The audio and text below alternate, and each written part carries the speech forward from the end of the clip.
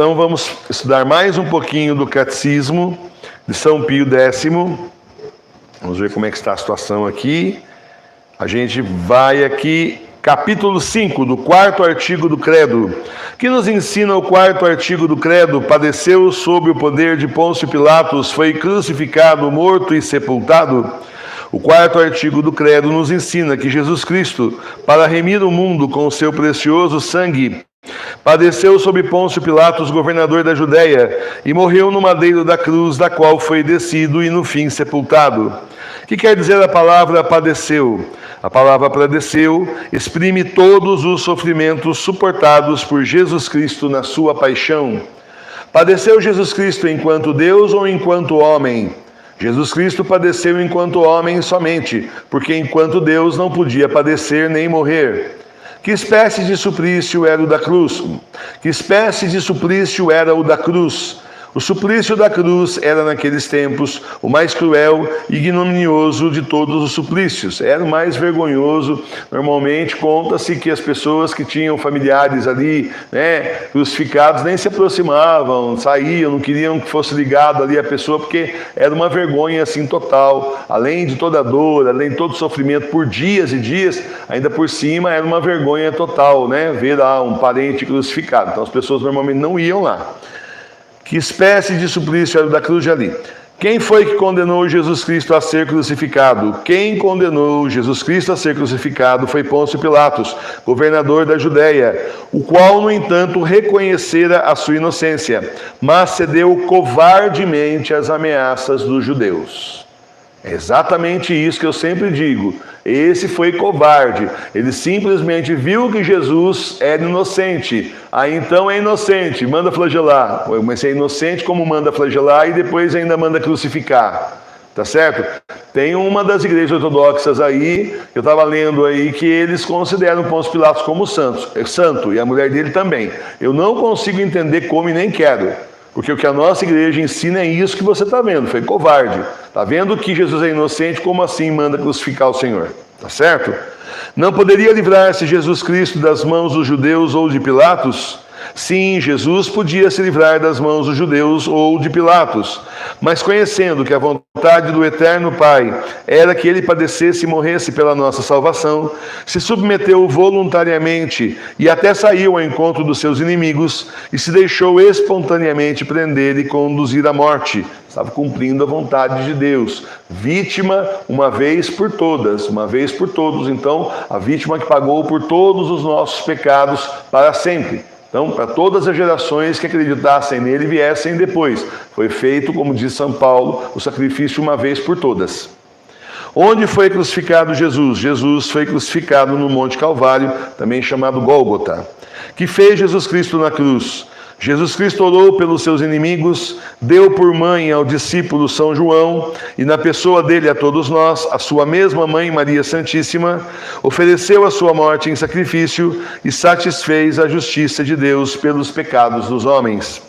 Não bastaria que viesse um anjo satisfazer por nós?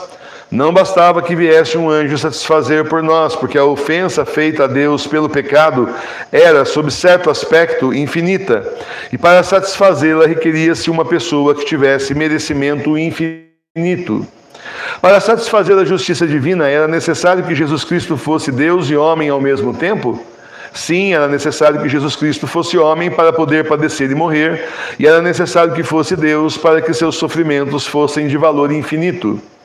Por que razão era necessário que os merecimentos de Jesus fossem de valor infinito? Era necessário que os merecimentos de Jesus fossem de valor infinito, porque a majestade de Deus, ofendida pelo pecado, é infinita. Era necessário que Jesus Cristo padecesse tanto? Não era absolutamente necessário que Jesus padecesse tanto, porque o menor dos seus sofrimentos bastaria para a nossa redenção, pois cada um dos seus atos era de valor infinito. Por que então Jesus quis sofrer tanto? Jesus quis sofrer tanto para satisfazer mais abundantemente a justiça divina, para nos mostrar mais claramente o seu amor e para nos inspirar maior horror ao pecado.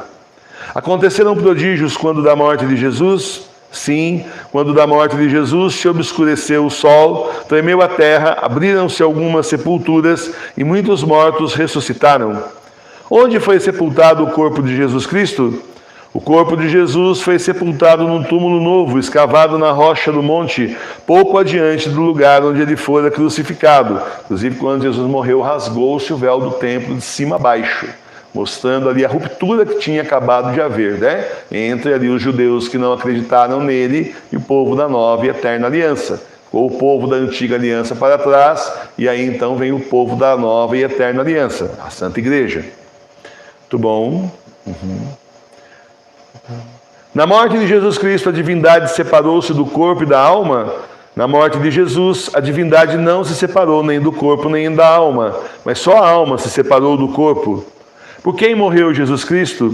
Jesus morreu pela salvação de todos os homens e satisfez por todos. Se Jesus Cristo morreu pela salvação de todos, por que nem todos se salvam?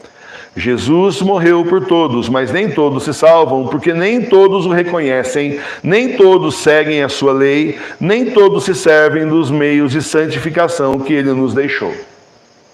Então, Jesus morreu por todos que acreditarem nele.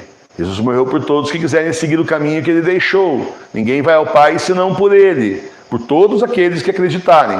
Agora, se todo mundo, o mundo inteiro, 8 bilhões de pessoas resolvesse agora se converter, acreditar em Jesus e passar a levar a sério o caminho da conversão, o caminho da santificação, o caminho estreito da salvação, seriam todos salvos.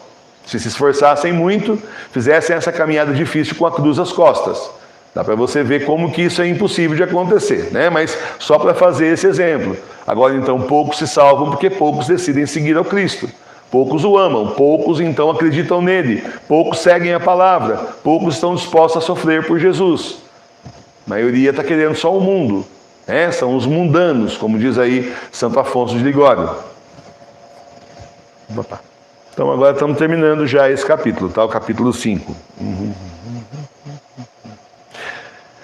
Para nos salvarmos, não basta que Jesus tenha morrido por nós. Para nos salvarmos, não basta que Jesus tenha morrido por nós, mas é necessário que sejam aplicados a cada um de nós o fruto e os merecimentos da sua paixão e morte, aplicação que se faz, sobretudo, por meio dos sacramentos, instituídos para este fim pelo mesmo Jesus Cristo.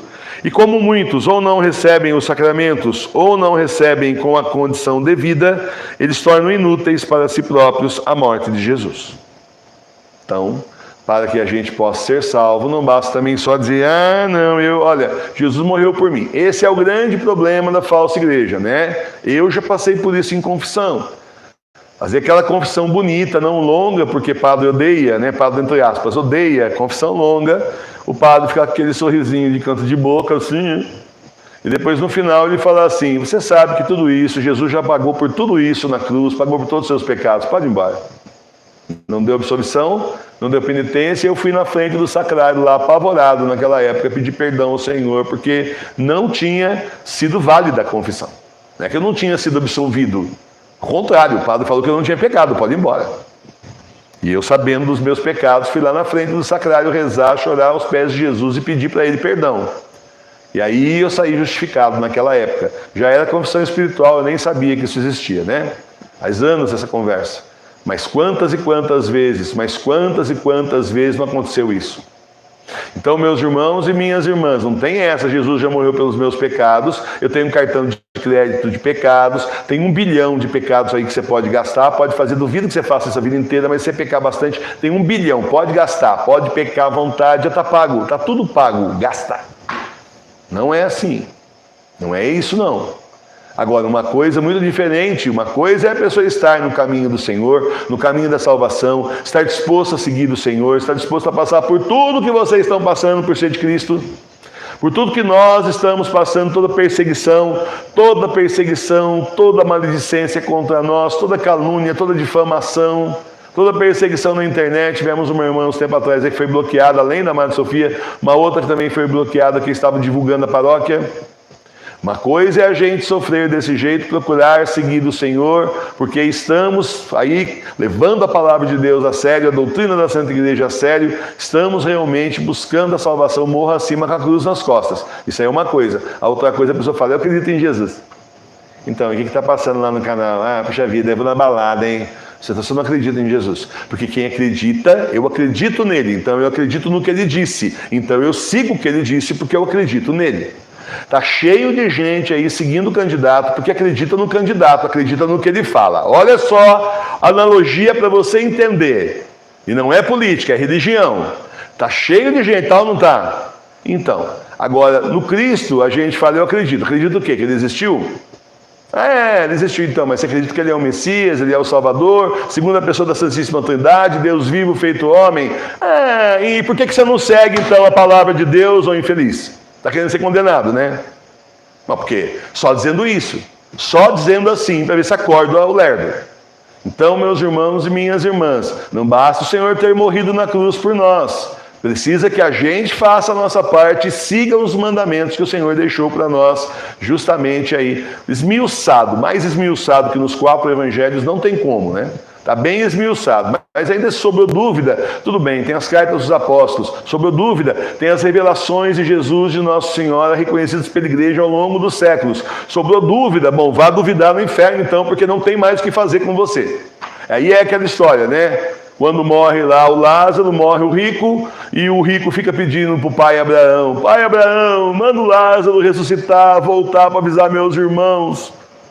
E Abraão responde, eles não acreditaram nem nos profetas, vão acreditar no Abraão? Não vão. Vão acreditar no Lázaro? Não vão.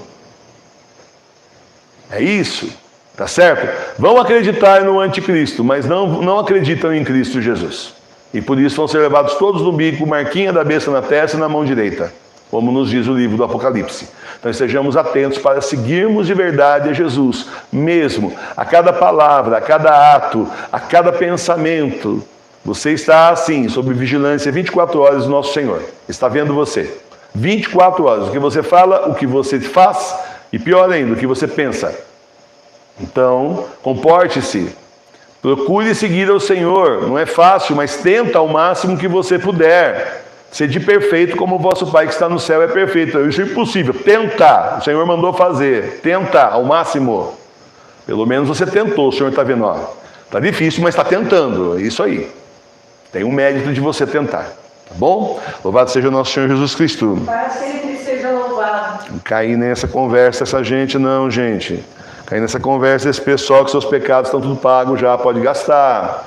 Não cai, isso é pado e fake. Esse que é o negócio, a gente avisa. Quem avisa, amigo mas tem gente que ainda vai na falsa igreja. Eu preciso tanto da Eucaristia, então, né? Que bom, né? Todo mundo precisa tanto da comunhão, não é mesmo? Só que lá não tem mais, tipo assim, né? Acordou para a vida? Não tem mais lá. Está agora na comunhão espiritual nas igrejas domésticas, que é aprovada pelo Concílio de Trento, que foi um dos concílios mais, assim, rigorosíssimos que nós tivemos na história da igreja. Se não foi o mais, foi um dos mais, está entre os mais, né? Os mais. Aprovado lá. Vários santos e santas que fizeram comunhão espiritual. Do que é que nós estamos reclamando? O Senhor não nos deixou sozinho. O Senhor disse que a igreja não seria vencida pelo diabo, que as portas do inferno não poderiam contra ela, e prometeu estar conosco até o fim dos tempos. Tudo se cumprindo, todas as promessas, uma por uma. Certo?